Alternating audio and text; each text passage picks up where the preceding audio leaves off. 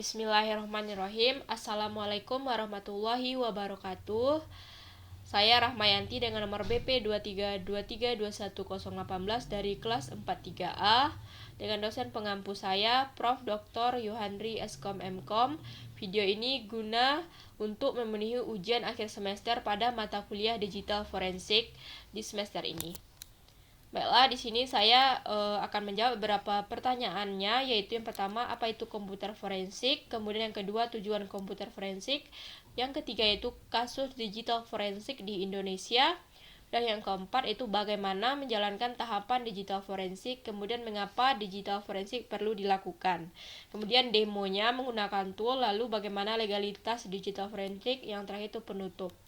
Nah, yang pertama itu ada komputer forensik. Nah, komputer forensik itu adalah cabang dari forensik digital yang berfokus pertama itu identifikasi, pengumpulan, analisis, lalu pelaporannya nanti sebagai bukti dalam bentuk digital yang ditemukan di perangkat komputer. Nah, dia akan mengungkap, membuktikan atau membantah tindakan kriminal ataupun pelanggaran di mana nanti data digital ini dapat digunakan sebagai bukti yang sah di pengadilan. Nah, kemudian ada tujuan komputer forensik. Nah, di mana tujuannya itu guna untuk mengungkap, membuktikan atau membantah suatu tindakan kriminal seperti yang saya jelaskan tadi. Nah, di mana dia akan membantu mengidentifikasi, menganalisis data yang tersimpan dalam perangkat komputer. Nah, seperti peretasan, pencurian data atau penyebaran malware. Nah, nantinya dia juga dapat untuk melacak aktivitas pengguna, memulihkan data yang terhapus, serta memforensik ini dapat digunakan sebagai bukti yang sah dalam proses hukum nantinya. Nah, kasus digital forensik di Indonesia. Saya di sini mengambil kasus Doni Salaman. Nah, di mana terkait penipuan investasi melalui platform Quotex. Nah, diungkap oleh Siber Polri. Nah, barang buktinya termasuk 26 laptop, handphone, dan 3 flash disk dan kata kunci Quotex. Dan nanti barang bukti inilah yang dilakukan forensik digital. Nah, di mana nantinya dari data-data ini terdapat beberapa bukti bahwa di sini buktinya itu menunjukkan bahwa ia mengiming-imingi calon konsumennya dengan keuntungan dari platform tersebut.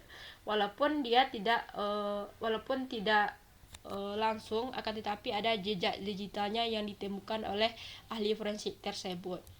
Nah, kemudian tahapan digital forensik yang pertama itu ada identifikasi. Nah, identifikasi ini langkah awalnya guna menentukan sumber bukti digital yang relevan dalam suatu kasus. Nah, menentukan perangkat yang terlibat, misalnya seperti komputer, ponsel, dan media yang lainnya. Nah, kemudian ada akuisisi. Nah, akuisisi ini pengumpulan bukti yang sudah ditetapkan tadi, kemudian memastikan forensik ini memastikan data tersebut tetap utuh. Nah, di mana penggunaan perangkat lunak forensik ini bisa menggunakan FTK Imager, EnCase, atau autopsi.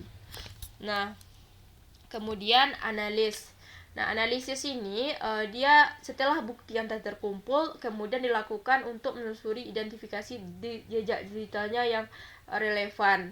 Nah, pemeriksaan log filenya, analisis metadatanya, serta investigasi komunikasi yang tersimpan dalam perangkat tersebut.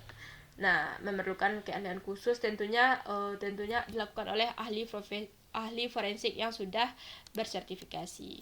Nah, dokumentasi ini di mana dokumentasi ini semua bukti yang diperoleh ini baik pun metodenya serta analisisnya harus didokumentasikan supaya nanti dalam pelaporan itulah yang menjadi referensi.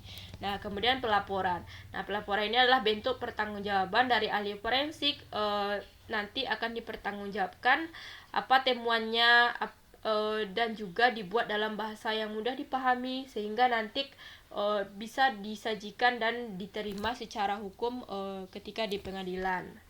Nah, supaya dapat dipertanggungjawabkan. Nah, kemudian mengapa digital forensik itu diperlukan? Nah, ini adalah untuk mengungkap dan menganalisis mengamankan bukti digital atau pelanggaran kebijakan. Nah, kemudian ini adalah demonya. Nah, di sini saya sudah menyiapkan domainnya tadi. Untuk di sini saya menggunakan aplikasi Nmap guna untuk men-scan port yang terbuka di suatu domain. Nah, ini adalah saya cobakan, ini scan-nya. Kita pakai IP-nya, saya kopikan IP-nya, adalah IP. Saya copy. Kemudian saya pastikan di sini. Ini IP-nya, kita gunakan aja quick scan. Nah, pada kasus ini termasuk dalam forensik. Nah, ini adalah yang teropen ini adalah jejak karena melibatkan pemindaian port menggunakan Nmap untuk mengidentifikasi layanan yang berjalan di suatu server. Nah, ini adalah layanannya. Nah, dalam forensik jaringan ini, teknik yang digunakan itu mengumpulkan bukti tentang aktivitas di dalam sistem seperti layanan webnya, kemudian DNS atau VoIP yang masih aktif. Nah, ini ada contohnya. Ini adalah yang open. Nah, di mana dengan mengetahui port yang terbuka ini, penyelidik bisa menganalisis potensi celah keamanan atau tanda-tanda aktivitas yang mencurigakan di dalam ini. Nah, misalnya adanya layanan yang tidak semestinya berjalan. Nah, seperti mana misalnya ini misalnya semestinya tidak berjalan. Nah, dapat digunakan untuk mencegah serangan siber atau menelusuri jejak digital dalam investigasi keamanan jaringan. Nah, selanjutnya ada legalitas forensik. Nah, legalitas forensik ini ada pada Undang-Undang ITE nomor 11 tahun 2008, kemudian diperbaharui pada Undang-Undang nomor 19 tahun 2016 atau KUHP, Kitab KUHP. Dalam konteks penegakan hukum, hasil data forensik ini dapat dijadikan sebagai bukti proses penyelidikan dan persidangan asalkan diperoleh melalui prosedur yang sesuai hukum yang berlaku. Kemudian di dalam ISO untuk secara internasional. Baiklah, mungkin itu saja yang dapat kami sampaikan. Salah kata kami mohon maaf. Saya akhiri dengan wassalamualaikum warahmatullahi wabarakatuh. Semoga video ini bermanfaat.